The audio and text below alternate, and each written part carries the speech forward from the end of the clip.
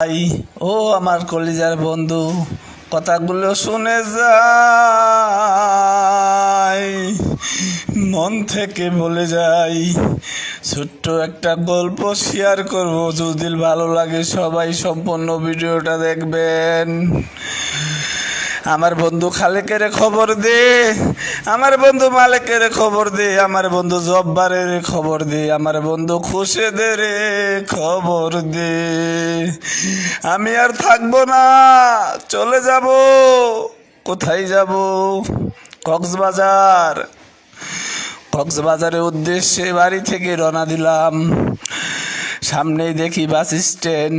ড্রাইভারের জিজ্ঞেস করলাম, ও গো ভাই, কক্সবাজার যাব, ভাড়া কত? ড্রাইভার সাহেব উত্তর দিল 1500 টাকা। আমি বললাম, না না, এত ভাড়া হইতে পারে না গো কলিজার ভাই, 1000 টাকা রাখবেন। এমন একটা জোরে জারি মারছে গো কলিজার ভাই, বুকটা আমার ভাঙ্গা গেছে গা। সাথে সাথে 1500 টাকা ভাই কইরা দিয়া গাড়ির ভিতরে উঠে শুরু করলাম। গাড়ির ভিতরে যায় দেখি এমন দৃশ্য গো, জীবনে আর দেখি নাই। এত সুন্দর কইরা লাইট লাগাইছে, খুবই চমৎকার। একটা ঘুম দিলাম, ঘুম থেকে উঠে দেখি একই কাণ্ড কইটা গেছে আমার সাথে গো। আমি কক্সবাজারে চইলা আইসা পড়ছি। কিছু দূর সামনে আগাইতেই দেখি কি সুন্দর সুন্দর ছেলে মেয়ে গো, সাগরের ভিতরে জাপাজাপি করতেছে। আমার আর মন মানে না। আমিও 2-3টা ডুব দিয়ে রুমের দিকে রওনা দিলাম।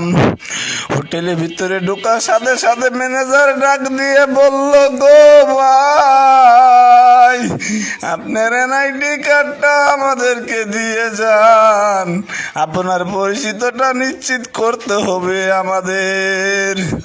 ওনাকে সব ডিটেলস দিয়ে আমরা হোটেলের ভিতরে উঠলাম। হোটেলের ভিতরে উঠে ঘুমানো যাব, এই সময় কি কাণ্ড ঘটল গো ভাই। এমন সুন্দর কইরা রুম বানাইছে, চারিদিকে শুধু লাইট আর লাইট।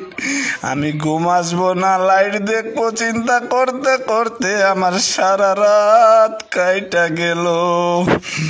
সকালবেলা হলো, ঘুম থেকে উঠলাম, নিয়ত করছি ট্রেনে যাব, জগজগানি শব্দ শুনবো।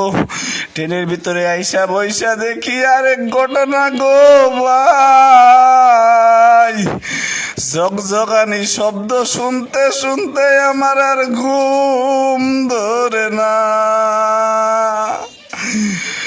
ট্রেনের ভিতরে দেখি আরেক বিগল ঘটনা, প্রস্রাব করার জন্য টয়লেট বানাইছে গো ভাই।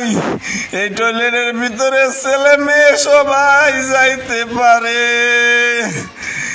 কিছুক্ষণ পর পর জানালা দিয়ে উকি মাইরা দেখি এত সুন্দর দৃশ্য গো।